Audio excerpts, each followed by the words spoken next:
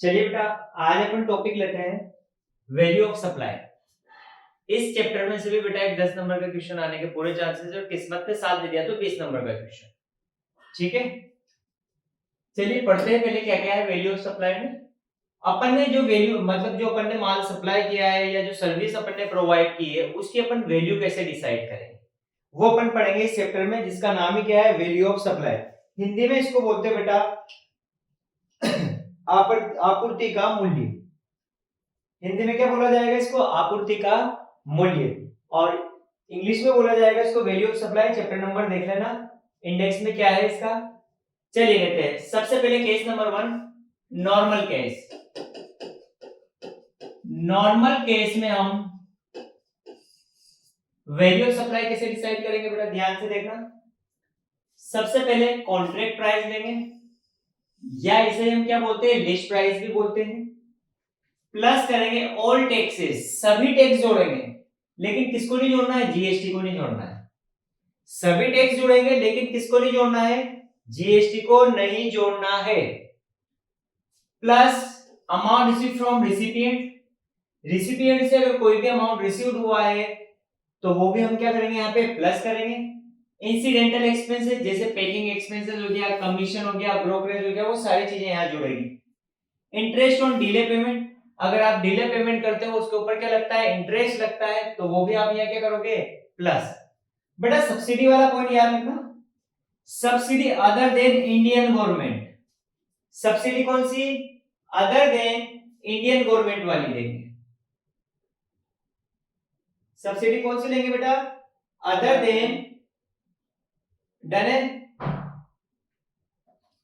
Other than Indian government वाली हम क्या लेंगे? सब्सिडी लेंगे। इसका टोटल करेंगे और इसमें से माइनस करेंगे जीएसटी अगर इंक्लूड है। ये जीएसटी इंक्लूड होगा बेटा इस जगह कॉन्ट्रैक्ट प्राइस में, तो ये सबसे लास्ट में माइनस होगा, तो आपकी क्या आ जाएगी? टैक्सेबल वैल्यू आ जाएगी। साथ ही बोला है कि अगर डिस्काउंट दे रखा है तो हम उसको क्या करेंगे? माइनस करेंगे। साथ ही क्या बोल रखा है? डिस्काउंट दे रखा है तो हम उसे क्या करेंगे बेटा? माइनस करेंगे। देखो क्वेश्चन कैसे सोल्व होएगा, पहले इसके क्वेश्चन भी लेते हैं साथ के साथ ही। आइए साहब एक एक टॉपिक लेते हैं केस वाइज और उसके क्वेश्चन करते जाते हैं अपन। ये लीजिए साहब, इलिस्ट्रेशन नंबर 1, राजा रमन वाला। Raja Raman private limited has provide the following particular relating to goods sold by it to Govind private limited. Raja Raman को कुछ इंफॉर्मेशन दे रखी है, इसने गुड्स सोल्ड किया यानी गुड्स सप्लाई करा है किसको?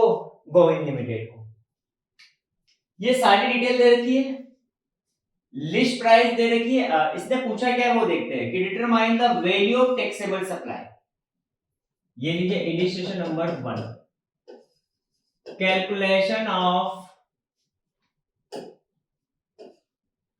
Taxable value of supply. Taxable value of supply. चलिए देखते हैं क्या क्या दे रखा है। सबसे पहले दे रखा है लिस्ट प्राइस दे रखी है exclusive of tax and discount. क्या दे रखी है बेटा? लिस्ट प्राइस दे रखी है। ये लीजिए लिस्ट प्राइस, ये दे रखी है अपनी 1,20,000।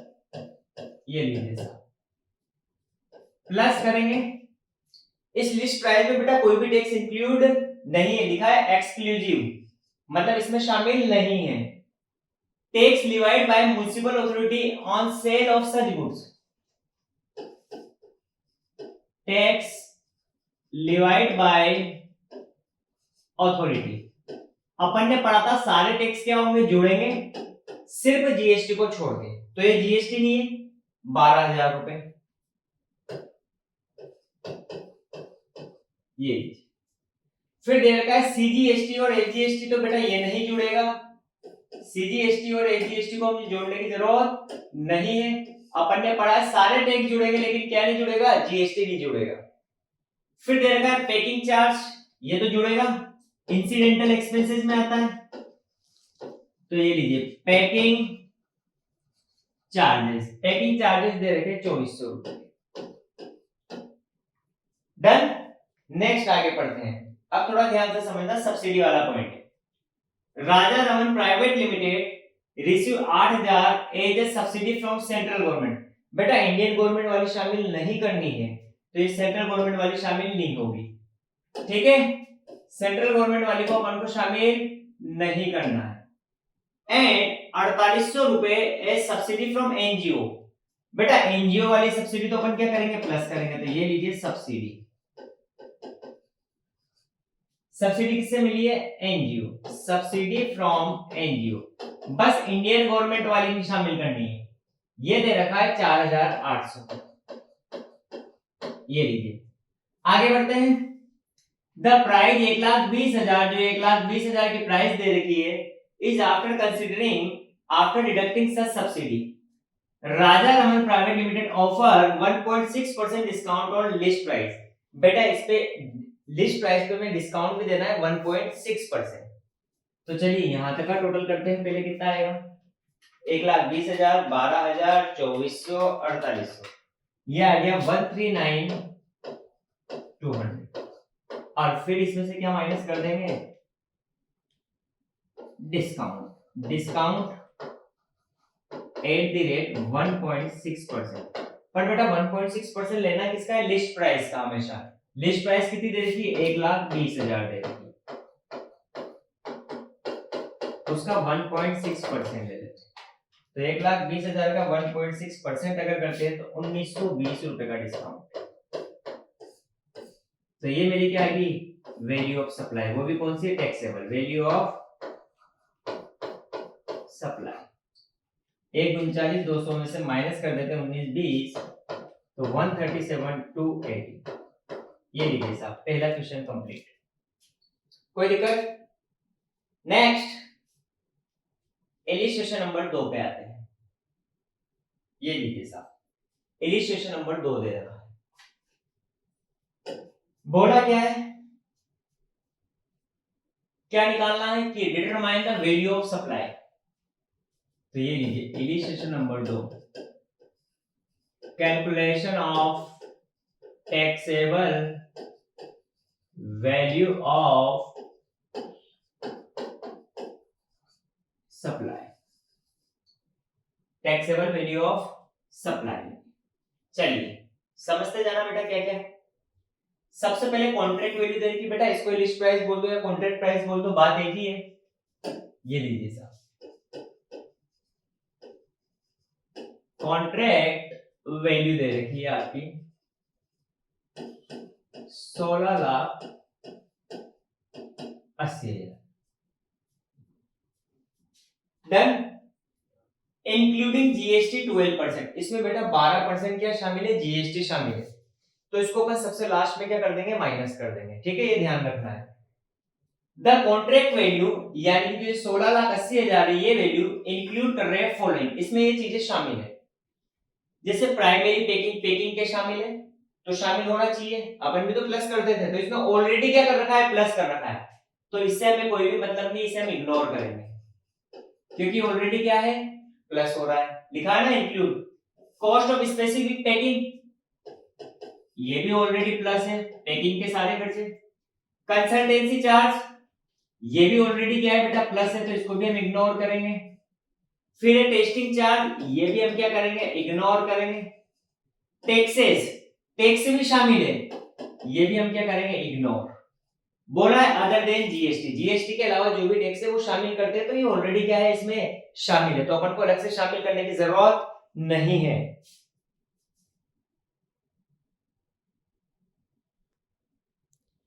तो बेटा जो चीजें यहाँ पे इंक्लूड की जाती है वो ऑलरेडी इसमें क्या है, इंक्लूड है, तो इसको अलग से इंक्लूड करने की जरूरत नहीं है।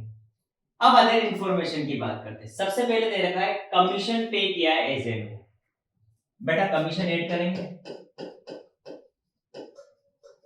कमीशन 6720।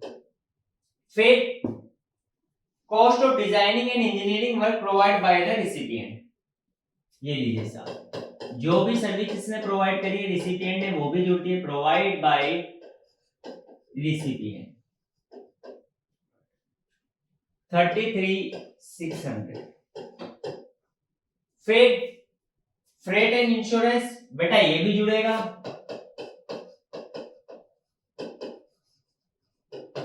फ्रेट एंड इंश्योरेंस ये दिया हुआ है आपका 100,800। यहां तक का टोटल करते बेटा कितना आएगा देखो, 16,80,000 प्लस 6720 प्लस 33,600 प्लस 100,800 1821,120। ठीक, आगे बोला कि the supplier of goods offer 2% trade discount. तो पहले ट्रेड डिस्काउंट माइनस करेंगे, टीडी बोले तो trade discount at the rate 2%। बेटा ये हमेशा कॉन्ट्रैक्ट वैल्यू या लिस्ट प्राइस का मिलेगा। कॉन्ट्रैक्ट वैल्यू कितनी अपनी 16,80,000, उसका 2%। तो 16,80,000 का 2% करते हैं तो ये आ गया 33,600, माइनस करते 18,21,120 में से, तो ये आ गया 17,87,520। बोलो कोई दिक्कत नहीं यहां तक? डन।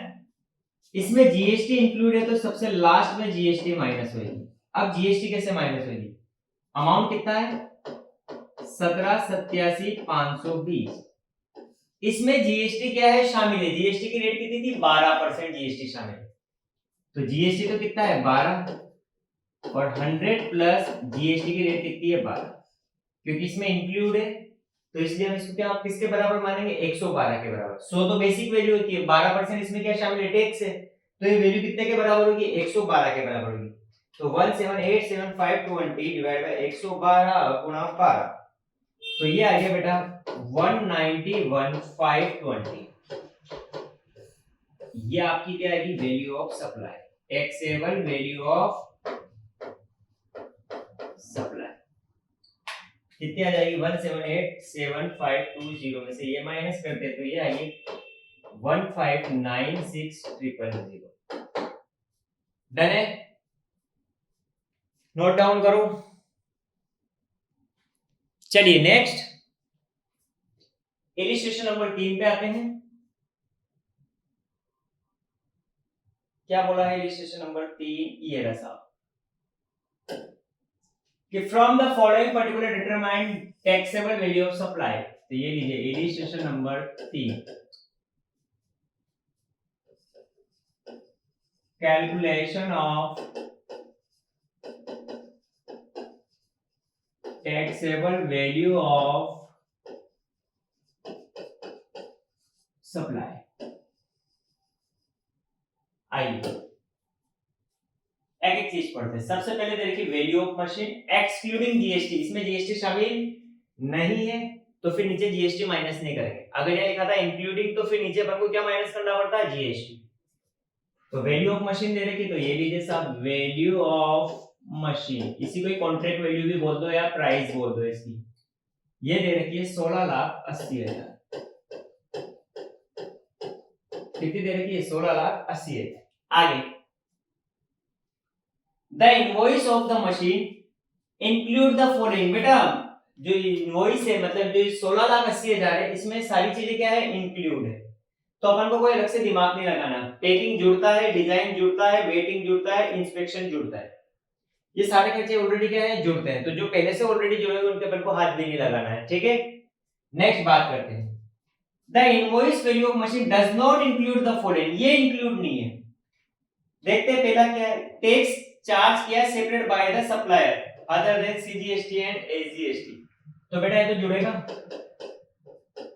टैक्स से जुड़ते हैं अदर देन जीएसटी, तो ये अदर देन जीएसटी है 16,800 प्लस कंसल्टेंसी चार्ज 28,000 है, ये लीजिए कंसल्टेंसी चार्जेस है 28,000। नेक्स्ट बात करते हैं, टेस्टिंग चार्ज दे रखे 8,400 के,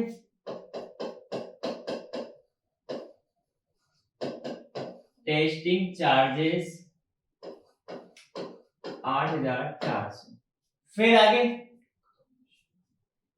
cost of packing specified packing, ये लीजिए cost of specified packing. Specified packing का कितना दे रखा बेटा 21,000। फिर कमीशन पेड टू एजेंट है 16,800, ये लीजिए कमीशन ये दे रखा है 16,800। डन है। फिर आगे अदर इंफॉर्मेशन में फ्रेट एंड इंश्योरेंस ये भी जुड़ेगा, तो ये लीजिए फ्रेट एंड इंश्योरेंस ये दे रखा है 1,12,000 का। फिर आगे subsidy receive from central government, बेटा ये नहीं जुड़ेगा। गवर्नमेंट से अगर सब्सिडी मिलती है तो वो भी कौन सी, इंडियन गवर्नमेंट से, तो वो इंक्लूड नहीं की जाएगी। सब्सिडी रिसीव हो रही है थर्ड पार्टी से, तो ये तो जुड़ेगी। Subsidy receive from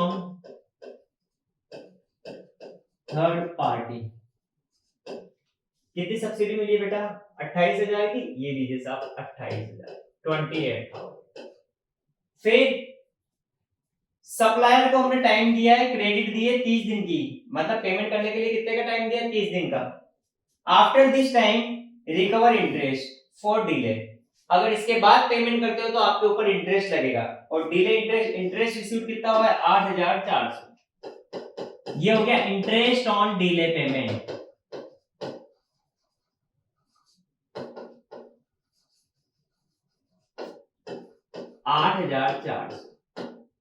next supplier को हमने 3% ट्रेड डिस्काउंट दिया है, तो चलिए यहां तक का जोड़ लेते हैं पहले। कितना क्या टोटल आएगा, जोड़ो 16,80,000, 16,800 plus 28,000 plus 8,400 plus 21,000 plus 16,800 plus 1,12,000 plus 28,000 plus 8,400, 19,400। इसमें से माइनस करना है टीडी बोले तो ट्रेड डिस्काउंट, कितना देना है ट्रेड डिस्काउंट 3%। तो बेटा ये हमेशा कॉन्ट्रैक्ट वैल्यू जो ऊपर वैल्यू है वो है 16,80,000,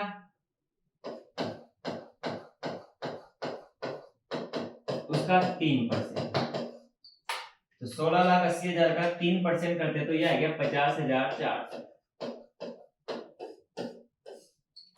तो 19,19,400 ये माइनस करते तो 18,69,000, ये मेरी आएगी value of supply, value of supply. Done है। चलिए स्क्रीनशॉट लेना है तो लो इसका स्क्रीनशॉट, इलिस्ट्रेशन नंबर 3, वो उधर क्वेश्चन भी है, लो स्क्रीनशॉट। चलिए नेक्स्ट क्वेश्चन की ओर बढ़ते हैं बेटा अपन, ये लीजिए आपका next question illustration number 4।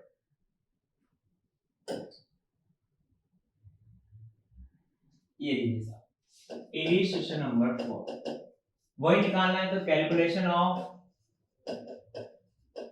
Taxable value of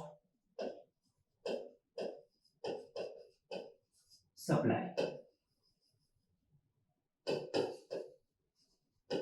particular. अब देखते हैं, Messrs Ramakrishna supplied goods worth 8,40,000। एक तो रामकृष्णा है, इसने गुड्स सप्लाई करा है, कितने का है गुड्स से 8,40,000, इंक्लूड जीएसटी, इसमें जीएसटी इंक्लूड है तो जीएसटी लास्ट में माइनस कर देंगे। एंड इक्विपमेंट, यानी कि दो गुड्स है, एक तो अपना सिंपल गुड्स और एक क्या है बेटा इक्विपमेंट, ठीक है। लिस्ट प्राइस की बात करें, लिस्ट प्राइस बोल दो या कॉन्ट्रैक्ट प्राइस बोल दो। गुड्स, तो गुड्स की है 8,40,000, इसमें जीएसटी इंक्लूड है, और इक्विपमेंट की है 13,60,000। चलिए अब आगे के खर्चों की बात करते हैं। सबसे पहले कमीशन चार्ज ऐड होगा,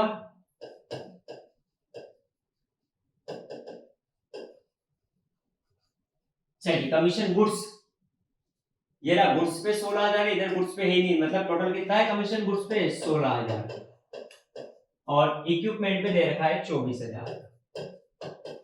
बोलो कोई दिक्कत? कमीशन के बाद दे रखा है packing charge, packing charge goods, goods पे दे रखा है 11,200, इधर तो दे ही नहीं रखा है, और इक्विपमेंट पे इधर नहीं दे रखा है, इधर दे रखा है 3,200। फिर पैकिंग चार्ज के बाद आ रहा है इंश्योरेंस चार्ज, ये लीजिए इंश्योरेंस चार्ज,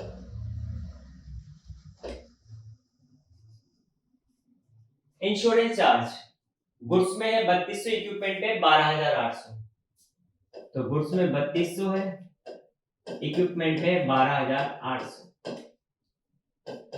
इंश्योरेंस के बाद दे रखा है फ्रेट, फ्रेट की बात करें तो इधर गुड्स पे तो नहीं दे रखा, इधर दे रखा है गुड्स पे 11,200, तो 11,200 तो गुड्स पे लिख दिया।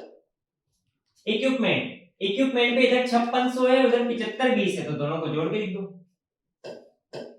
5600 प्लस 7520, तो कितना हो जाएगा? 5600 प्लस 7520 करते हैं तुम 13,120। डन है। नेक्स्ट फ्रेट के बाद आ रहा है टेस्टिंग चार्जेस,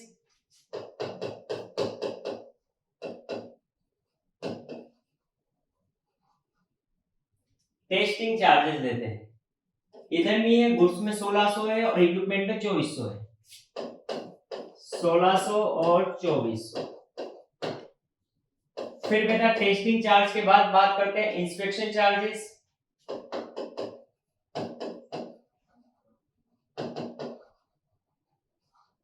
इंस्पेक्शन चार्जेस देते हैं, गुड्स पे 912 है और इक्विपमेंट पे 2160 है, 912 और 2160। आगे डिजाइनिंग चार्ज,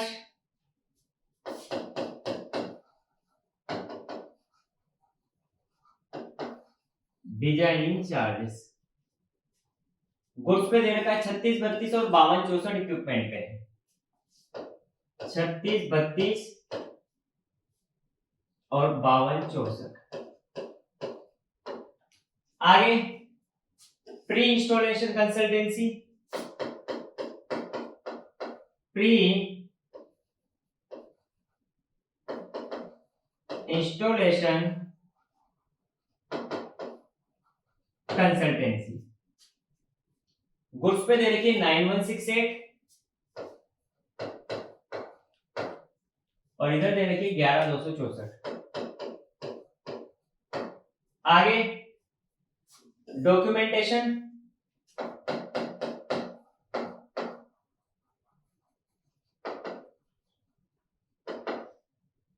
डॉक्यूमेंटेशन गुड्स पे 1760 और इधर 4640।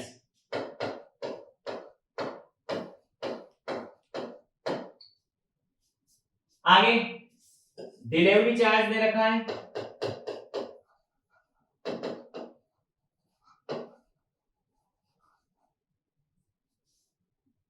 सिर्फ काय पे दे रखा है, इक्विपमेंट पे दे रखा है, तो गुड्स पे कुछ भी नहीं आएगा, 2368। डन है। नेक्स्ट पढ़ते हैं all the expenses incurred by messrs Goenka were on behalf of mister Ramakrishna. ठीक है, इससे अपन को कोई मतलब नहीं except testing charges, testing charges को छोड़ के। ठीक, अच्छा देखो बेटा पिक्चर समझना, उसने क्या बोला है कि जो टेस्टिंग चार्ज है उनका पेमेंट किसने करा है? सब मेसर्स गोनेगा ने करा है, लेकिन किसको छोड़ के? टेस्टिंग चार्ज को छोड़ के, मतलब ये वाला टेस्टिंग चार्ज को छोड़ के।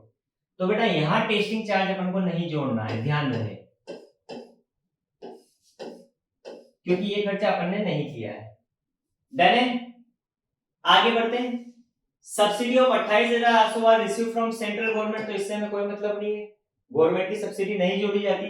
And subsidy 32,000 on equipment from business association, तो ये लीजिए सब्सिडी जुड़ेगी। लेकिन ये काय पे हुई है बेटा? इक्विपमेंट के लिए हुई है। कितनी हुई है? 32,000। डन। नेक्स्ट बात करते हैं taxes other than CGST, SGST और आईजीएसटी, मतलब जीएसटी के अलावा गुड्स पे इतना है, तो ये लीजिए साहब टैक्सेस जीएसटी के अलावा। तो गुड्स पे दे रखा है 19,200 और इक्विपमेंट पे दे रखा है 33,600। डन। नेक्स्ट डिस्काउंट दिया है इक्विपमेंट पे 32,000 का, तो बेटा डिस्काउंट माइनस कर देंगे, तो यहां तक का टोटल करते हैं पहले। तो कितना टोटल आ रहा है, टोटल करो बेटा। 840, 16,000, 11,200, 3,200, 11,200, 912, 3632, 9168, 1760, 19,200, 916, 272। डन है। नेक्स्ट इसका टोटल करते हैं 13,60, 24,000, 3,200, 12,800, 13,120, 21,60, 52,64, 11,264, 46,40, 23,68, 32,000, 33,600। ये आ रहा है 15,044,16। डन। इसमें से आपको डिस्काउंट माइनस करना है, लेकिन डिस्काउंट सिर्फ काय में था बेटा, इक्विपमेंट में था 32,000 रुपए का, ये लीजिए 32,000, गुड्स पे नहीं था। तो वैल्यू बचेगी 916,272 और इधर कितनी बचेगी 32,000, माइनस कर दीजिए 1472,416 माइनस करेंगे जीएसटी। पर बेटा जीएसटी काय में इंक्लूड थी, पहले वो देखते हैं। ये लीजिए साहब, जीएसटी काय में इंक्लूड थी, सिर्फ गुड्स में इंक्लूड थी, इक्विपमेंट में तो इंक्लूड नहीं थी, तो इक्विपमेंट में माइनस करने की जरूरत नहीं है। इंक्लूड किस में थी, गुड्स में, और वो भी क्या रेट थी 5%। तो ये लीजिए वैल्यू क्या निकली है 916,272 इंटू 5/100 प्लस रेट कितनी है 5, तो 916,272 डिवाइड बाय 105 गुना 5, तो बेटा डिस्काउंट आ गया 43,632 का। ये आपकी क्या आएगी वैल्यू ऑफ सप्लाई, मैच कर लेना। इधर तो आएगी 14,72,416, इधर आ जाएगी 916,272 में से ये माइनस करेंगे तो 872,640। डन है, स्क्रीनशॉट लो। फिर आगे की बात करते हैं। चलिए वैल्यू ऑफ सप्लाई में बेटा पहला केस अपना कंप्लीट हो गया, अपन सेकंड केस की तरफ बढ़ते हैं। सेकंड केस वापस से इजी सा केस है बेटा, आओ साहब सेकंड और थर्ड केस दोनों साथ ले लेते हैं अपन। क्या बोला है सेकंड एंड थर्ड केस में, ये in case of lottery betting और हॉर्स रेस, आप कोई भी सट्टे वाला काम कर रहे हो, लॉटरी बेटिंग या हॉर्स रेस पे, तो उस केस में वैल्यू ऑफ सप्लाई क्या लेंगे बेटा, दो वैल्यू लेंगे।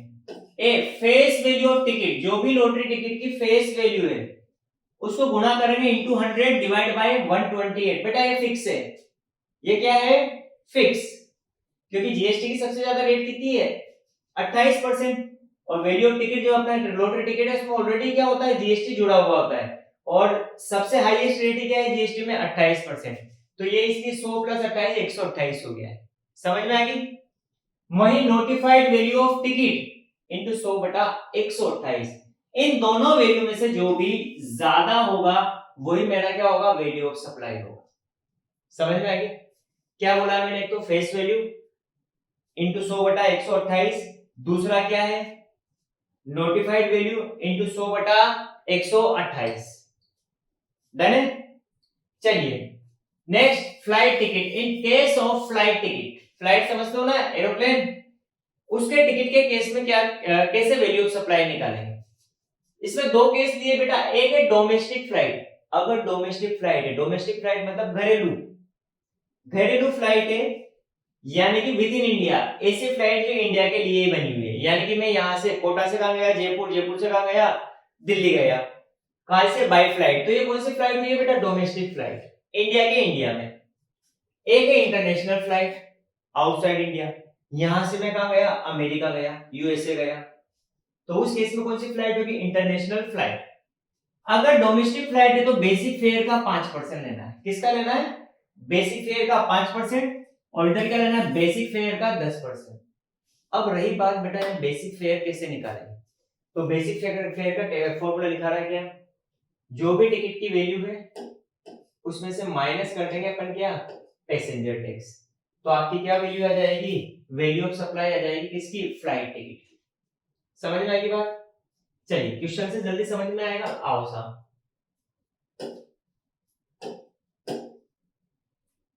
ये लीजिए साहब, ये रहा क्वेश्चन।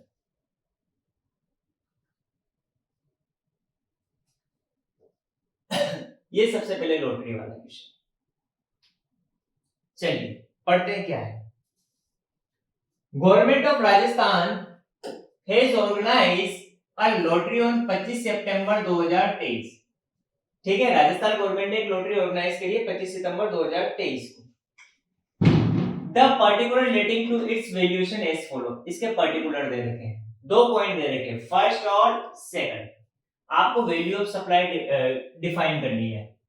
ये लीजिए illustration number 10, calculation of value of supply. चलिए in case of lottery ticket में क्या करते हैं बेटा, केस नंबर 1 ले लेता हूं, फर्स्ट पॉइंट ले लेता हूं, इसका पहला और दूसरा 2 पॉइंट है, तो ये लीजिए साहब फर्स्ट पॉइंट। क्या फॉर्मूला है बेटा, फॉर्मूला क्या था अपना, face value of lottery ticket into 100/128। Done है। तो लॉटरी टिकट की फेस वैल्यू दे रखी, फेस वैल्यू ऑफ टिकट कितनी दे रखी, 268.8 करोड़। ये लीजिए 268.8 करोड़ इंटू 100/128। तो बेटा इससे वैल्यू जो फाइंड आउट हुई है वो हुई है 210 करोड़, यानी कि 210 करोड़ आई है। ये तो इससे वैल्यू आई।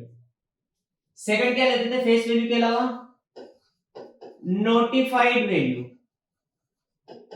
कौन सी वैल्यू लेते थे, नोटिफाइड वैल्यू ऑफ टिकट या lottery ticket into 100/128।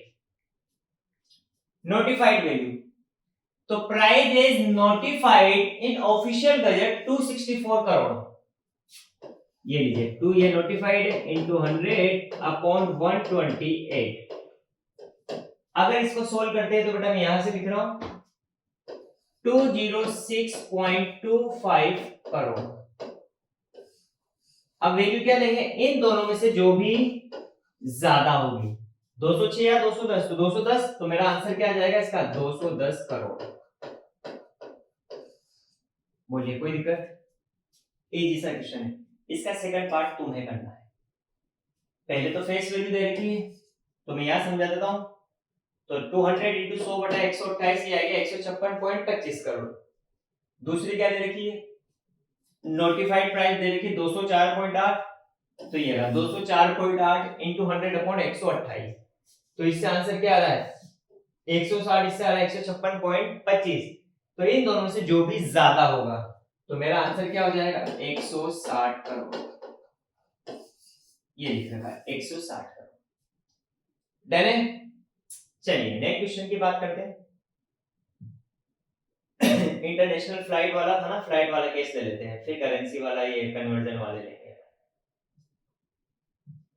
Flight flight flight international flight कहां गई, ये हिसाब।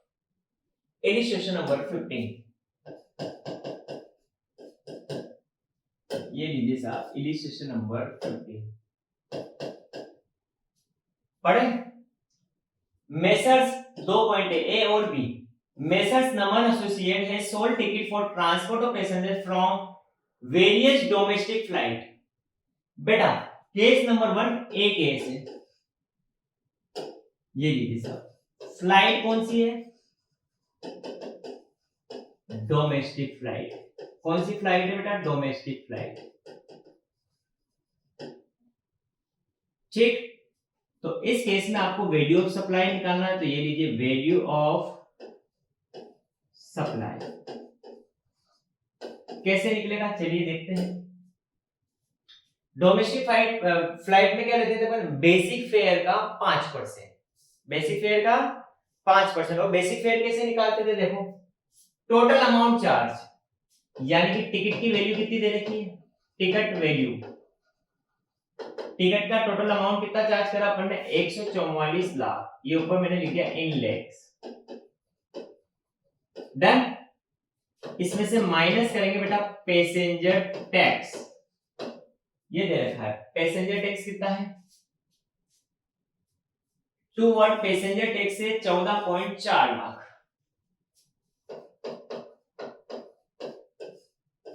तो ये मेरा क्या आ गया, बेसिक फेयर आ गया, क्या आ गया, बेसिक फेयर कितना आ गया बेटा, 144 माइनस 14.4, तो ये आ गया 129.6 लाख। अब आपको क्या निकालना है, वैल्यू ऑफ सप्लाई, ये लीजिए वैल्यू ऑफ सप्लाई। तो बेसिक फेयर का 5%, बेसिक फेयर अपना 129.6 लाख इंटू 5%, तो 129.6 इंटू 5%, तो 6.48 लाख आ गया। ये मेरी वैल्यू ऑफ सप्लाई है, समझ में आएगी बात, बोलो, यानी कि 6,48,000। डन। सेकंड केस तुम्हें करना है, मैं यहां समझा देता हूं। Messrs Super King associate sold ticket कर रहा है पैसेंजर थाईलैंड और अदर फॉरेन कंट्री। तो थाईलैंड बेटा इंडिया में नहीं है, आउटसाइड इंडिया है, ठीक है। तो यहाँ कौन सा केस हो गया, इंटरनेशनल फ्लाइट का केस हो गया। तो यहाँ बेसिक फेयर की 5 की जगह कितना आ जाएगा, 10% आ जाएगा, जमाना ऐसे ही है। क्या ले रखा है, द अमाउंट चार्ज 108 लाख, तो यहाँ आ जाएगा 108 लाख टिकट वैल्यू। माइनस करेंगे पैसेंजर टैक्स, पैसेंजर टैक्स से 27 लाख, तो 27 लाख माइनस कर देंगे, जो वैल्यू आया वो बेसिक फेयर, उस बेसिक फेयर का अपन 10% करेंगे तो क्या आ जाएगा, वैल्यू ऑफ सप्लाई आ जाएगा। डन है। तो ये वाला टॉपिक तुम्हें करना है, ये वाला बी वाला पॉइंट, ठीक। आते हैं नेक्स्ट इंश्योरेंस के केस पे। चलिए एक और केस लेते हैं।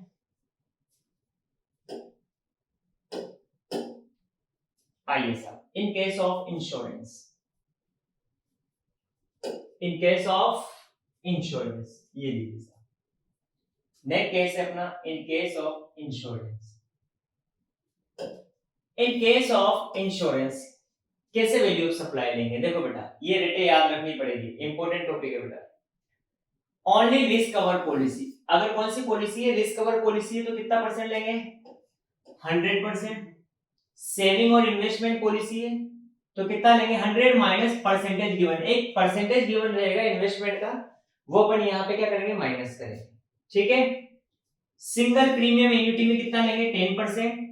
अदर पॉलिसी, इनके अलावा जो और भी कोई पॉलिसी हो, पहले साल लेंगे 25% और उसके बाद हमेशा कितना लेंगे, 12.5%।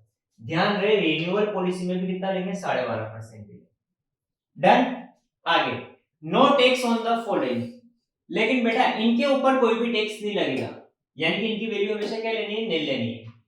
अगर आपने आम आदमी बीमा योजना के तहत क्या करवाया, इंश्योरेंस करवाया, प्रधानमंत्री जनधन योजना के अंतर्गत आपने क्या करवाया, इंश्योरेंस करवाया, या फिर आपकी पॉलिसी का इंश्योर्ड अमाउंट कितना है, 2 लाख रुपए या उससे कम है, तो उस केस में आपको कोई भी मगजमारी करने की जरूरत नहीं, फिर उसके ऊपर कोई भी टैक्स नहीं लगेगा। समझ में आएगी बात।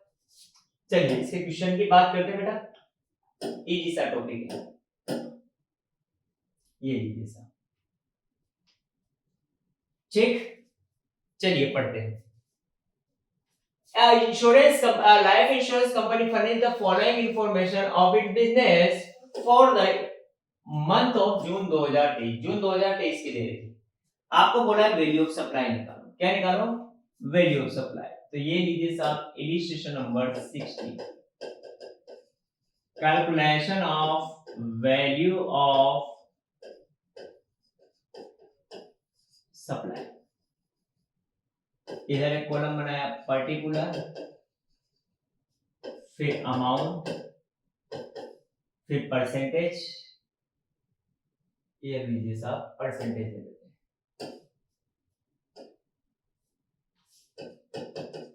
और इधर आ जाएगा value of supply.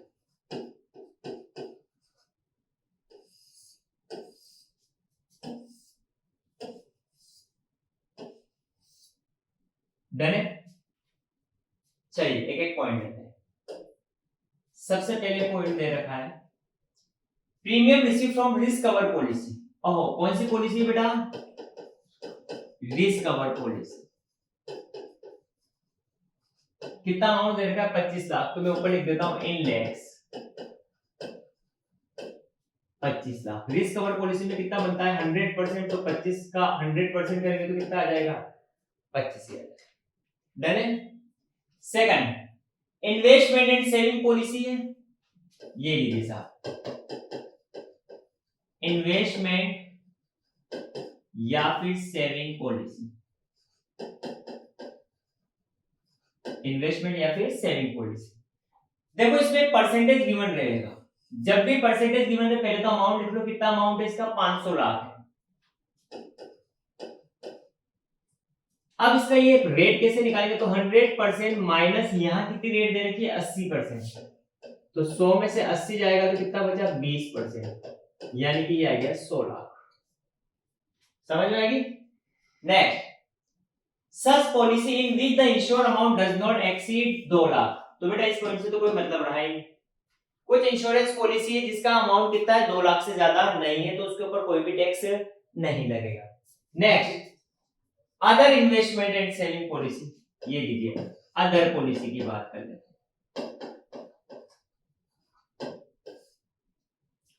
Issue during the year, इसी साल इशू करी है, मतलब ये कौन से ईयर की बात हो रही है? फर्स्ट ईयर की बात हो रही है। कौन से ईयर की?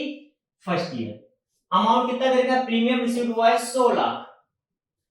तो बेटा पहला साल है तो 25%, यानी 100 का 25% 25 लाख। ठीक है, क्योंकि इसी साल इशू करी मतलब फर्स्ट ईयर की बात हुई। Premium receive from policy issue under the प्रधानमंत्री जन धन योजना, बेटा इसके ऊपर कोई भी टैक्स नहीं लगेगा।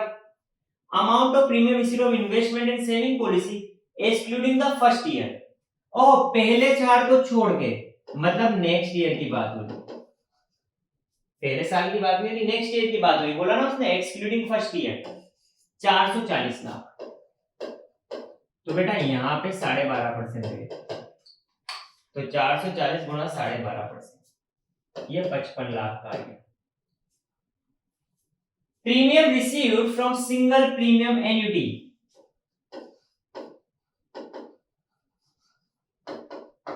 Single premium annuity. बेटा सिंगल प्रीमियम अगर एन्युटी की बात की जाए तो बेटा ये देखो, सिंगल प्रीमियम एन्युटी पे अपन कितना लेते हैं? 10% लेते हैं। तो देख लीजिए सिंगल प्रीमियम एन्युटी का कितना है? 150 लाख। तो ये लो साहब 150, 10% के हिसाब से 15, इसका टोटल कर लेना, वही तुम्हारा क्या हो जाएगा? Value of supply. डन है। चलिए एक और ऐसे क्वेश्चन है बेटा, वो तुम्हें करना है, मैं बस समझाता हूं। Illustration number 17, investment and saving policy दे रखी है, परसेंटेज दे रखा है, तो 100 में से परसेंटेज माइनस करेंगे तो बचेगा कितना? 30%, और अमाउंट कितना दे रखा? 840 गुणा 30%। डन। टेबल पहले जैसी जमानी। अदर इन्वेस्टमेंट इशू हुए ड्यूरिंग द ईयर, इसी साल इशू हुए, तो कितना बनेगा? 25%। सच पॉलिसी जिसका अमाउंट 2 लाख से ज्यादा नहीं है तो इसके ऊपर कोई भी टैक्स नहीं लगेगा, एग्जेम्प्ट है। Amount of premium received on investment saving policy excluding first year, first year को छोड़ के, मतलब ये नेक्स्ट ईयर की बात हुई, मतलब इसमें कितना लगेगा? 12.5%। ठीक। सिंगल प्रीमियम एन्युटी प्लान बेटा 10% लगेगा, रिस्क कवर पॉलिसी पे 100% लगेगा, और प्रधानमंत्री जन धन योजना पे कोई भी टैक्स नहीं लगेगा।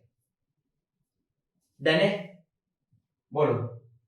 ये लीजिए साहब, ये इंश्योरेंस पॉलिसी वाला टॉपिक आपका क्या हो गया? कंप्लीट हो गया। अब इसमें लास्ट टॉपिक बच रहा है जिसकी बात करते हैं, मोस्ट इंपोर्टेंट टॉपिक। आइए बस, फॉरेन करेंसी, ये लास्ट टॉपिक है। क्या बोल दिया है? ट्रांजेक्शन इन फॉरेन करेंसी, क्या लिखा हुआ है? अगर आप फॉरेन करेंसी में क्या कर रहे हो बेटा? ट्रांजेक्शन कर रहे हो। फॉरेन करेंसी में क्या कर रहे हो बेटा? ट्रांजेक्शन कर रहे हो। तो इस केस में दो केस दे रखे हैं, देखो। इफ आरबीआई रेट गिवन, अगर आरबीआई की रेट गिवन है तो आरबीआई की रेट यूज कर लेंगे और डिफरेंस वैल्यू लेंगे। कौन सी वैल्यू लेंगे? डिफरेंस वैल्यू, बस ये याद रखना है। अगर आरबीआई की रेट गिवन नहीं है और केस काय का है? कन्वर्जन का है। काय का है? मतलब डॉलर के बदले अपन ने क्या ले लिया? रुपया ले लिया, या रुपए के बदले अपन ने क्या ले लिया? डॉलर ले लिया, यानी कि कन्वर्ट कर रहे हैं अपन करेंसी को। तो अगर 1,00,000 रुपए तक का मामला है तो 1% लेके, लेकिन मिनिमम कितना लेना पड़ेगा? 250 रुपए तो लेना पड़ेगा, इससे कम नहीं ले सकते हो, ठीक है। अगर 1,00,000 से 10,00,000 के बीच में तो 1,000 रुपए प्लस 0.5% ऑन एक्सेस ऑफ 1,00,000। 1,00,000 से जितना भी ज्यादा उसके ऊपर 0.5% प्लस 1,000 रुपए, ठीक है बेटा। अभी याद रखो बस, अभी क्वेश्चन करेंगे तो एकदम क्लियर हो जाएगा कि कैसे क्या कैलकुलेट करें। अगर 10,00,000 से ज्यादा है तो कितना लेंगे? 5500, 5,500 प्लस 0.10% ऑन एक्सेस ऑफ कितने लाख? 10,00,000। 10,00,000 से जितना भी ज्यादा अमाउंट रहेगा उसका कितना लेंगे? 0.10%, और इधर कितना आ जाएगा? 5500। लेकिन ध्यान रखना, इस मोर देन में मैक्सिमम 60,000 होगा। 60,000 से ज्यादा कभी भी आपको वैल्यू नहीं लेनी। समझ में आएगी? चलिए क्वेश्चन से जल्दी समझ में आएगा तो क्वेश्चन लेते हैं, देखो आइए, अभी एकदम सब चीजें क्लियर हो जाएगी।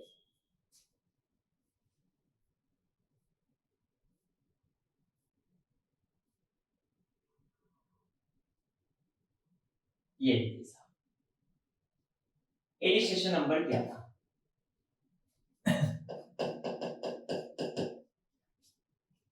PQR limited Bombay is a authorised person है, मनी चेंजर है, रजिस्टर्ड बंदा है। Under section 10(1) of FEMA 1999, FEMA का मतलब होता है फॉरेन एक्सचेंज मैनेजमेंट एक्ट, उसके अंदर ये क्या बंदा है? रजिस्टर्ड है, मनी चेंजर है। आप यहां जाके आप मनी क्या कर सकते हो? चेंज कर सकते हो। ये कुछ ट्रांजैक्शन दे रखे हैं। अब देखो, पहले आपको निकालना है calculate the value of taxable supply. तो ये लीजिए, लिखा ऊपर calculation of value of supply, particular, और ये लीजिए साहब अमाउंट। ये एक एक पॉइंट पर। अब क्वेश्चन में देखो कहीं आरबीआई की रेट गिवन है क्या? ये देखो आरबीआई की रेफरेंस रेट दे रखी है, एक जीबीपी। जीबीपी का मतलब होता है great Britain pound, great Britain pound. एक यूएस डॉलर बराबर 70 रुपए और एक यूरो बराबर कितना है? 85 रुपीस। आरबीआई की रेट गिवन है। जब भी आरबीआई की रेट गिवन रहेगी तो अपन डिफरेंस वैल्यू लेते हैं। कौन सी वैल्यू लेते हैं? Difference value. कैसे समझना? सोल्ड करे $2400, तो मैंने पहला लिखा सोल्ड यूएस डॉलर 2400। कितने डॉलर सोल्ड करे? $2400। एक डॉलर की रेट कितनी है? 75 रुपए, और आरबीआई की एक डॉलर की रेट कितनी है? 70। तो इन दोनों का डिफरेंस कितना है? 75 माइनस 70 करेंगे तो 5 रुपए, माइनस कर दो। $2400 है इंटू 75 माइनस 70, यानी 5 रुपए से क्या कर दो? गुणा कर दो। तो 2400 गुणा 5 करेंगे तो ये आ गया 12,000। चलिए कोई दिक्कत? नेक्स्ट, परचेज करें 7200 यूरो। एक यूरो की रेट 80 है और आरबीआई के हिसाब से 85। यहां भी कितने रुपए का डिफरेंस है? 5 रुपए का। तो ये लीजिए, परचेज यूरो। कितने यूरो परचेज करें बेटा? बेटा ये यूरो का साइन है, ठीक। तो यूरो करें अपन ने 7,200 यूरो। डिफरेंस वैल्यू लेंगे तो 85 माइनस 80। इधर 80 दे रखी है और इधर कितनी दे रखी है? 85। तो अपन को डिफरेंस लेना है। तो 7200 गुणा 5 करते हैं तो ये आएगा बेटा 36,000। नेक्स्ट थर्ड पॉइंट क्या है? परचेज करें 9,600 जीबीपी ग्रेट ब्रिटेन पॉइंट, और एक जीबीपी की रेट कितनी है? 84, और यहाँ कितनी है? 100। डिफरेंस ले लेंगे। परचेज करें, ये लीजिए, परचेज ग्रेट ब्रिटेन पाउंड। तो जीबीपी कितने दे रखे हैं बेटा? ये 9600 जीबीपी है, डिफरेंस वैल्यू ले लेते तो 100 माइनस 84, तो 96 इंटू 16 करते हैं तो ये आएगी 153,600। कितनी वैल्यू आएगी बेटा? 153,600। कितनी वैल्यू आएगी राजा? 153,600। डन है। नेक्स्ट आगे की बात करते हैं। Sold 12,000 unit of currency of ABC और एक एबीसी बराबर 34। बेटा देखो यहाँ आरबीआई की रेट गिवन नहीं है और ये कन्वर्जन का केस भी नहीं है, सिंपल है कि हमने क्या करा है? सोल्ड करा है। तो इस केस में बेटा अपन क्या लेते हैं? 1% लेते हैं। कितना लेते हैं? 1%। सोल्ड 12,000 यूनिट एबीसी की, तो सोल्ड एबीसी करेंसी कितनी करिए बेटा? एबीसी 12,000 यूनिट है और एक एबीसी बराबर दे रखा है 34 रुपए और उसका कितना परसेंट लेना है? 1%। तो 12,000 गुणा 34 गुणा 1%, 4080। बेटा केस आया क्या समझ में? देखो अभी अपन ने थ्योरी पढ़ी थी, उसको वापस देखते हैं, अभी क्लियर हो जाएगा। अगर आरबीआई की रेट दी है तो डिफरेंस वैल्यू लेंगे। अगर आरबीआई की रेट गिवन नहीं है तो फिर दो केस, अगर कन्वर्जन कर रहे हैं, कन्वर्जन मतलब डॉलर के बदले रुपया ले रहे हैं या रुपए के बदले डॉलर में ट्रांजैक्शन कर रहे हैं। इन अदर केस मतलब आप कन्वर्जन नहीं कर रहे हो तो उस केस में कितना लेंगे? 1%। जो ये क्वेश्चन था इसमें देखो बेटा अपन कन्वर्जन नहीं कर रहे, यहां से क्या कर रहे हैं? सोल्ड कर रहे हैं और ये आरबीआई की रेट भी गिवन नहीं है, तो इस केस में कितना परसेंट लेंगे? 1% वैल्यू लेंगे। डन। आगे सोल्ड करें 36,000 यूएस डॉलर फॉर 20,160 जीबीपी। चलिए बेटा पांचवा पॉइंट अच्छा है, इसमें दो करेंसी। सोल्ड तो क्या करिए आपने? US dollar. सोल्ड करिए बेटा यूएस डॉलर, कितने हैं? 36,000 यूएस डॉलर सोल्ड करें। एक डॉलर बराबर देखो यहां तो रेट नहीं दे रखी लेकिन नीचे रेट दे रखी है 70 रुपए। कितना आ गया? 36,000 गुणा 70, 25,20,000 और 20,160 जीबीपी खरीदे। मतलब हमने 36,000 डॉलर बेचे हैं और उसके बदले में क्या ले लिए? 20,160 जीबीपी ले लिया, ग्रेट ब्रिटेन पाउंड ले लिया। ठीक है, पढ़ो आगे।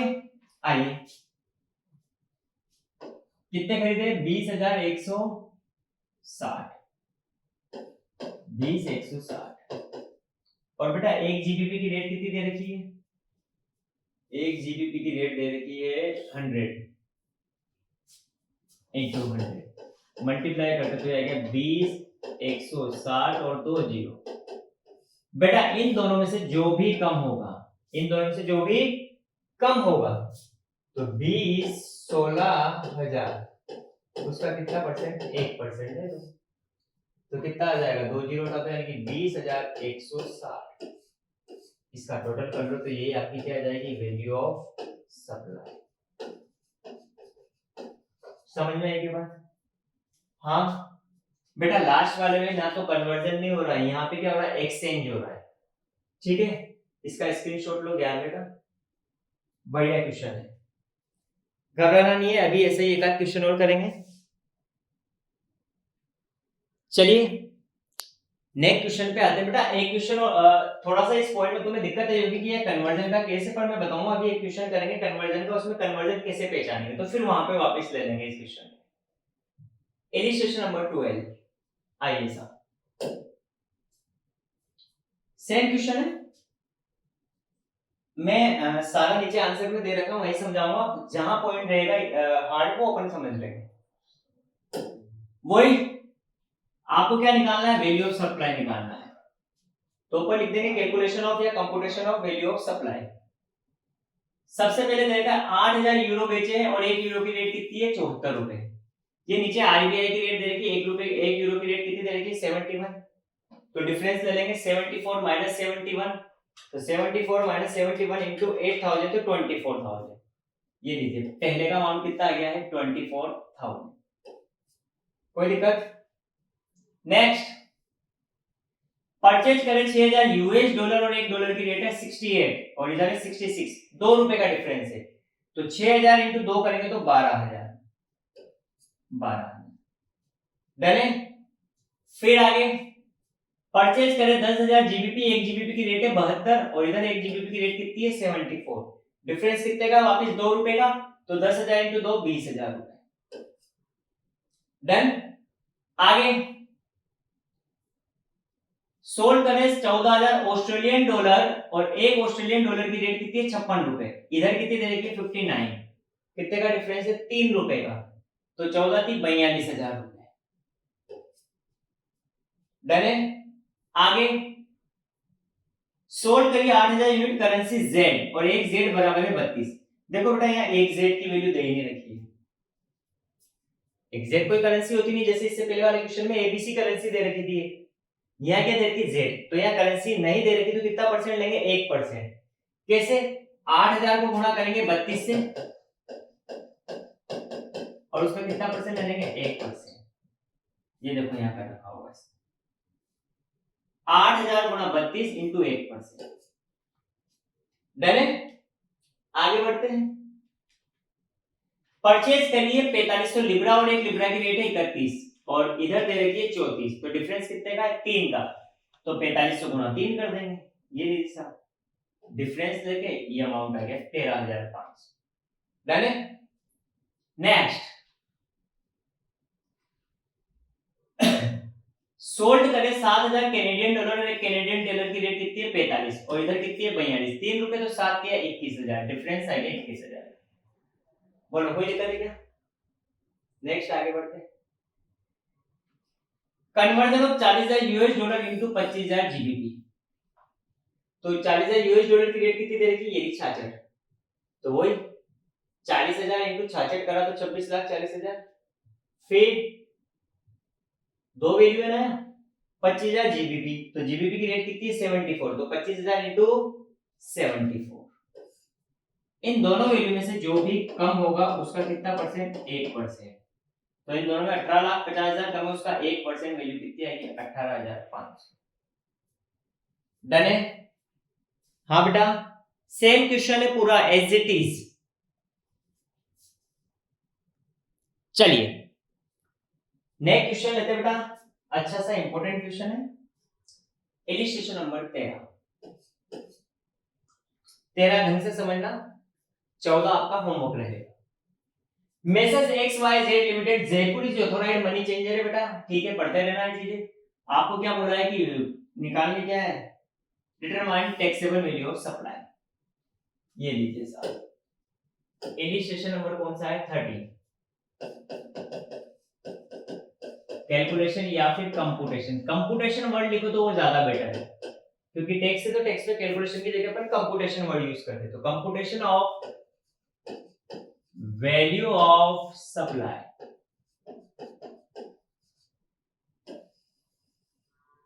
चलिए पार्टिकुलर और अमाउंट। पार्टिकुलर का कॉलम थोड़ा बड़ा बनेगा। एक एक पॉइंट समझते हैं।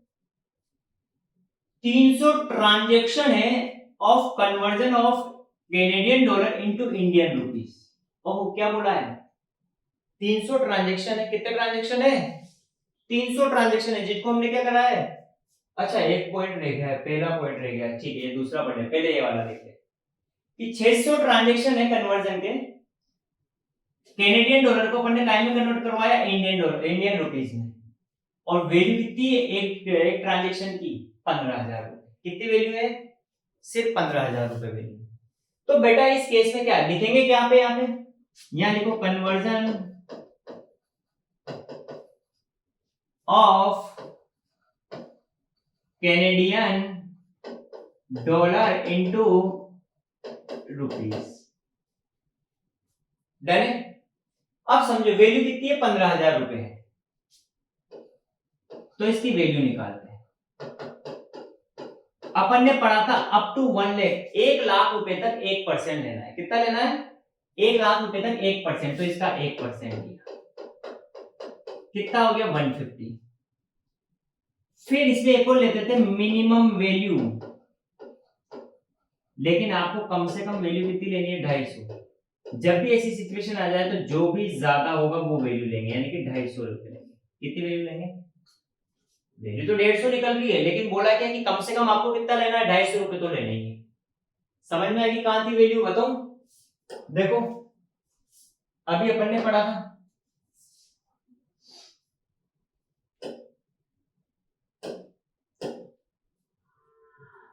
अप टू 1 लाख 1% और मिनिमम कितनी लेंगे, 250। डन है, आ जाते हैं अपने उसी पेज पे।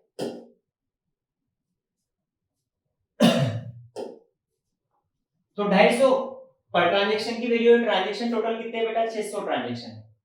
तो क्या वैल्यू हो जाएगी, 600 इंटू 250, 600 इंटू 250, ये लीजिए 600 इंटू 250, 1.5 लाख रुपए।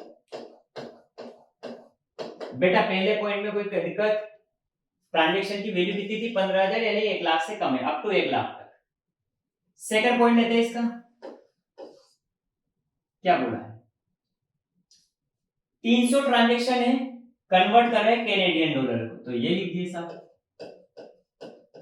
Conversion of Canadian dollar into rupees. बेटा एक कैनेडियन डॉलर का साइन हो गया, CAN कैनेडियन, और ये डॉलर का साइन बना दिया अपन। अब 300 ट्रांजेक्शन, और एक ट्रांजेक्शन कितने का है, 1 लाख रुपए का है। कितने का एक ट्रांजेक्शन है बेटा, 1 लाख रुपए का, यानी अप टू 1 लाख तक तो कितना परसेंट लेते हैं, 1% लेंगे। तो यहां वैल्यू कैसे लेंगे, वैल्यू ट्रांजेक्शन कितने का है, 1 लाख रुपए, एक ट्रांजेक्शन की वैल्यू, तो उसका 1% करेंगे तो 1000 रुपए, और मिनिमम वैल्यू वो है 250, दोनों में से जो भी ज्यादा होगा, यानी वैल्यू कितनी आएगी, 1000। ट्रांजेक्शन कितने हैं बेटा, 300 ट्रांजेक्शन है, 300 ट्रांजेक्शन, तो कितनी वैल्यू होगी बेटा, 3 लाख रुपए। हाँ राजा बेटा बोलो, डन है। नेक्स्ट 100 ट्रांजेक्शन है, कन्वर्ट करा इंडियन रुपीस को कैनेडियन डॉलर में, conversion of Indian rupees in Canadian dollar. एक ट्रांजेक्शन की कीमत कितनी है, 7 लाख पर ट्रांजेक्शन। एक ट्रांजेक्शन की कीमत कितनी बेटा, 7 लाख रुपए। क्या पढ़ा था अपन ने, याद है क्या कुछ? अप टू 1 लाख तक तो अपन कितना लेते थे, 1%। 1 लाख से 10 लाख के बीच में कितना लेते थे, 1000 रुपए, plus 0.5% on excess of 1 lakh. चलिए समझो, लाइन समझना। आइए साहब, इसका देते हैं वर्किंग नोट। क्या देते हैं, वर्किंग नोट नंबर 1। इधर हम थोड़े वर्किंग नोट बना देते हैं, ये वर्किंग नोट ब्लैक में बना देते हैं, वर्किंग नोट नंबर 1। ठीक है, ट्रांजेक्शन अमाउंट कितने का है,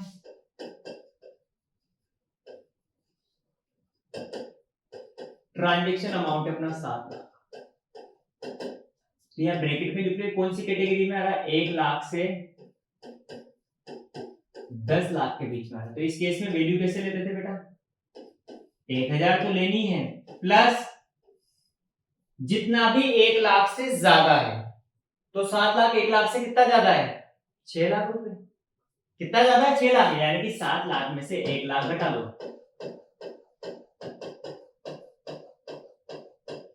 तो अमाउंट कितना बचा, 6 लाख।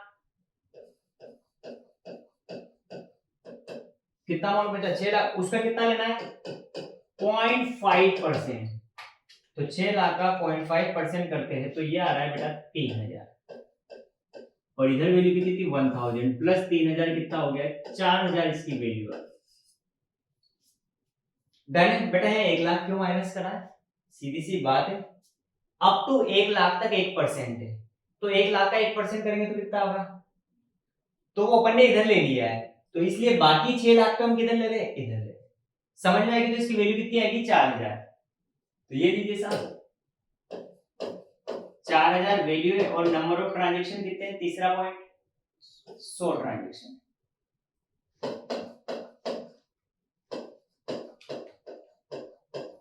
ये लीजिए साहब 4 डे हो गया।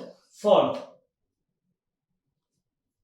100 ट्रांजेक्शन है, कन्वर्ट करें स्विस फ्रेंच को इंडियन रुपीज में। तो कन्वर्जन ऑफ स्विस फ्रेंच को कराए इन रुपीज। डन है। कितने का ट्रांजैक्शन है बेटा? ओहो 500 लाख रुपए का ट्रांजैक्शन है। वर्किंग नोट नंबर 2 की बात करते हैं, ध्यान से समझना। कितने रुपए का ट्रांजैक्शन है? 500 लाख रुपए का है। कितने का है? 500 लाख। 500 लाख को क्या लिख सकते हैं? तो लाख से गुणा कर दो क्योंकि पीछे लाख है। तो 500 फिर 1 2 3 4 5। ठीक। इसमें क्या था कि 5500 तो वैल्यू लेनी ही लेनी है क्योंकि 10 लाख से ज्यादा है। 1 से 10 के बीच में 10 से ज्यादा। 5500 प्लस जितना भी 10 लाख से ज्यादा है, तो ये अमाउंट कितना है? 5100। कितनी जीरो? 3 3 6 7 4 5 6 7। उसमें से कितना माइनस कर दो? 10 लाख, क्योंकि 10 लाख से ज्यादा की बात हो रही है। तो कितना आएगा? 5 2 4 6 7 माइनस 10 लाख, ये आ गया 4 करोड़ 90 लाख। उसका कितना लेना है बेटा? 0.10% इंटू 0.10%, 49। कितना आ गया? 49। टोटल कितना हो गया? प्लस 5500 करते हैं तो 54,500। और बेटा यहाँ पे लिमिट देखी जाती है मैक्सिमम। मैक्सिमम कितनी होती है यहाँ? 60,000। दोनों में से जो भी कम होगा 54,500। समझ में आई? मिनिमम में तो जो ज्यादा होता है वो देखते थे अपन, और मैक्सिमम में जो कम होगा वो, मतलब 60,000 से ज्यादा वैल्यू नहीं होनी चाहिए। तो यहाँ वैल्यू आ रही है 54,500। और कितने ट्रांजेक्शन है चौथे में? 100 ट्रांजेक्शन। 54,500 डबल। डन है। नेक्स्ट बात करते हैं 150 ट्रांजेक्शन स्विस फ्रेंच को कन्वर्ट करा इंडियन रुपीज में, और अमाउंट कितना है? 700 लाख। सेम लाइन है, conversion of Swiss French in rupees. ये लीजिए साहब वर्किंग नोट नंबर 3, सोच के बताना। अमाउंट कितना है? ट्रांजैक्शन अमाउंट 700 लाख, यानी इसको 1 लाख से गुणा कर दूं। अमाउंट लाख में दे रखा है तो कितना हो जाएगा? 7 करोड़।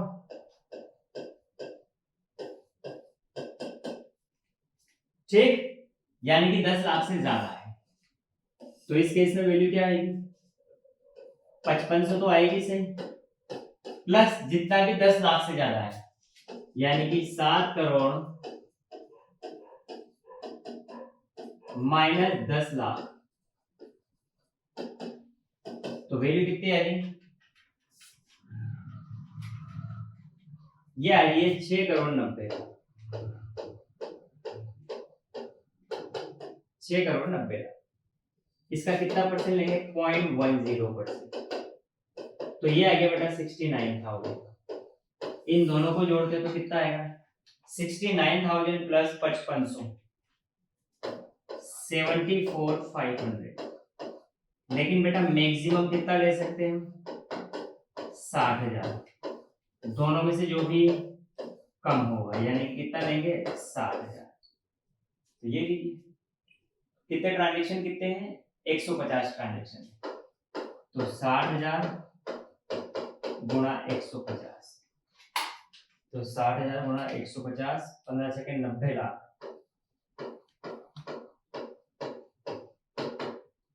हाँ राजा बेटा, कोई दिक्कत? छठा केस, लास्ट। 500 ट्रांजेक्शन का कन्वर्जन हुआ वो स्विस फ्रेंच का कैनेडियन डॉलर में। Conversion of Swiss French into Canadian dollar. कितने ट्रांजेक्शन है? 500, और एक ट्रांजेक्शन की वैल्यू कितनी है? 24,000। ओहो 1 लाख से कम है, तो वैल्यू क्या लेंगे? 24,000 का 1% यानी कि 240 रुपए, और मिनिमम अमाउंट कितना लेना है 250, दोनों में से जो भी ज्यादा होगा। तो यहाँ वैल्यू क्या आ जाएगी बेटा, 250 गुणा कितने ट्रांजेक्शन है, 500 ट्रांजेक्शन। निकालो 250 गुणा 500, 1,25,000 टोटल कर लो, मैच कर लेते हैं। 1.5 लाख है पहले में, 1.5 लाख, फिर 3 लाख, फिर 4 लाख, फिर 54, 50, 90, 1, 25। तो ये आंसर आ गया आपका 154,25,000। ये दीजिए राजा बेटा। बोलो कोई दिक्कत? बढ़िया क्वेश्चन है ये, तुम्हारे वर्किंग नोट के साथ फोटो है, ठीक है। देन नेक्स्ट जो इलिस्ट्रेशन है, इलिस्ट्रेशन नंबर 14, ये आपका होमवर्क है। ये आपका क्या है, होमवर्क है, ये तुम्हें करना है, ठीक है।